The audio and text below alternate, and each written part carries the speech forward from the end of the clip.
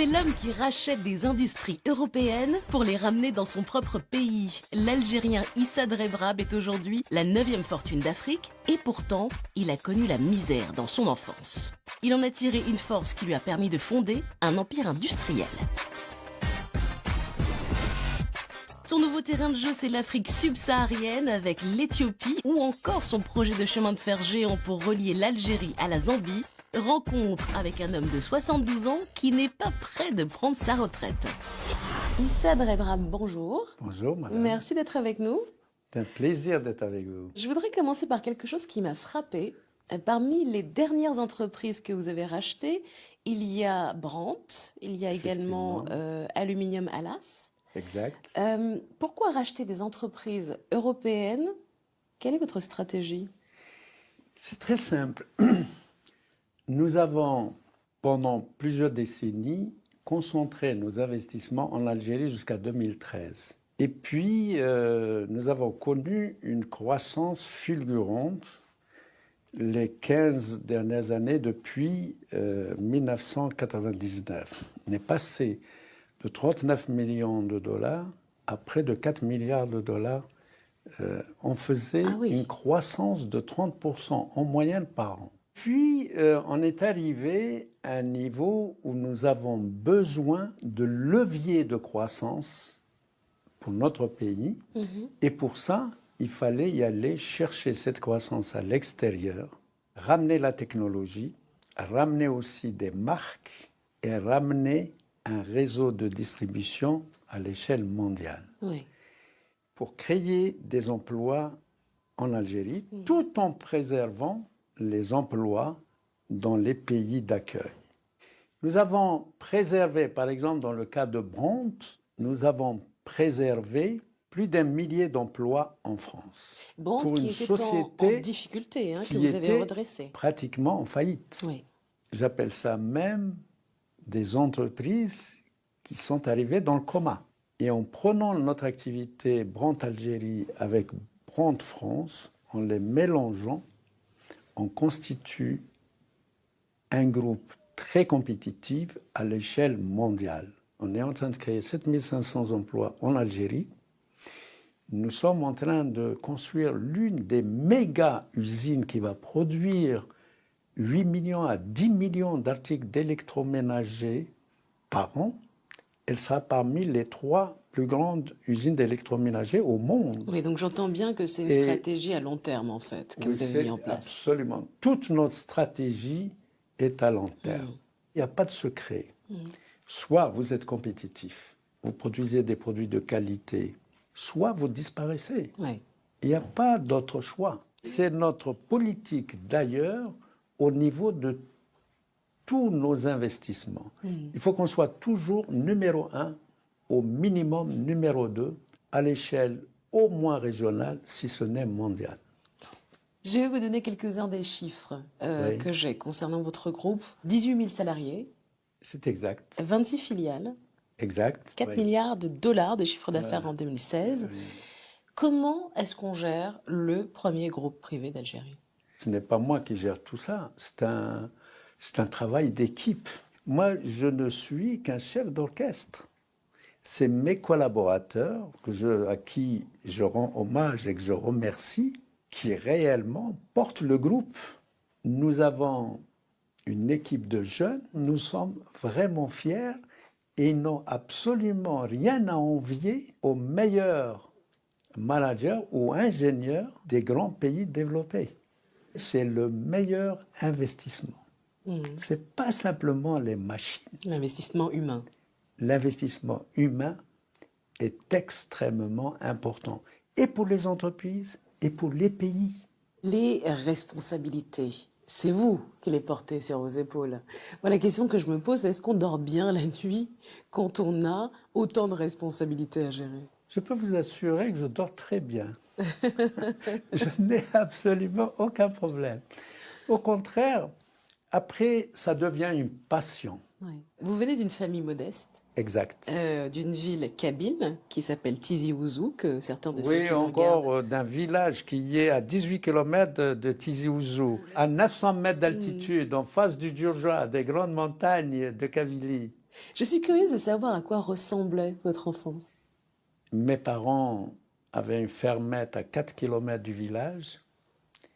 Il fallait que je fasse 4 kilomètres pour y aller à l'école. Et il fallait, pendant les vacances, donner un coup de main à mes parents. Je peux vous donner une anecdote qui m'a marqué. Moi, j'avais fréquenté l'école des Pères Blancs. Un jour, le père supérieur voulait emmener tous les enfants en scout pour faire une sortie vers la mer. Je voulais absolument y aller. Mais il est exigé qu'on doit prendre son repas de la maison composé d'une demi-baguette de pain et d'une boîte de sardines. Et j'ai dit à même, je voudrais y aller. C'était pas possible. Elle n'avait pas de quoi me payer une boîte de sardines et un demi-pain. Donc c'est pour vous dire que c'est vrai que ça marque. Et ça forge. Ça donne une force incroyable, j'imagine. Une force et la rage, toujours de travailler et de réussir. Est-ce que vos parents vous ont vu réussir? Oui. Dieu merci.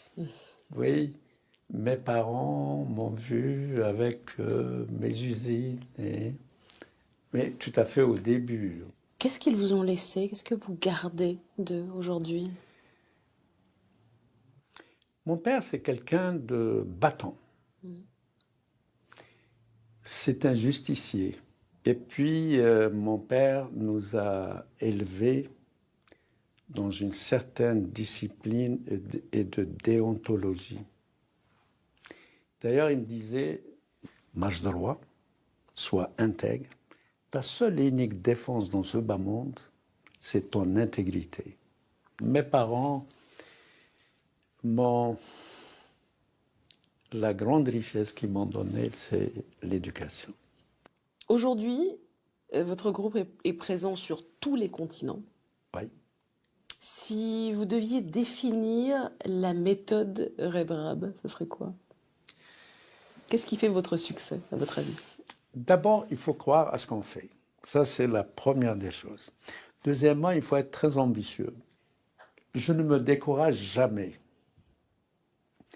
En 1995, j'ai perdu pratiquement les 90% de mon groupe par un attentat terroriste. Mais je ne me suis pas découragé, je me suis reconstruit de nouveau. Et aussi, je réinvestissais la quasi-totalité tout le temps. On réinvestit tout le temps. Et puis maintenant, nous investissons dans les dernières technologies, taille mondiale, parce que c'est le seul et unique moyen pour être compétitif. Et nous investissons dans la formation des femmes et des hommes. C'est ce qui constitue la richesse du groupe. Ce que je note tout de même dans votre parcours, c'est qu'il y a très peu d'investissements en Afrique subsaharienne. Est-ce que c'est une zone qui ne vous intéresse pas ou qui est trop risquée pour vous? Non, pas du tout. Écoutez, c'est très simple. J'étais invité par le ministre conseiller commercial de l'ambassade d'abord du Soudan pour investir au Soudan. Mais malheureusement, j'avais deux problèmes. La bureaucratie au niveau du Soudan. Et puis, donc, le Soudan aussi, c'était un pays qui était blacklisté par les Américains. On avait du mal à trouver des financements. Mais maintenant, je viens de revenir de l'Éthiopie et nous avons 4 projets industriels qu'on va réaliser en Éthiopie.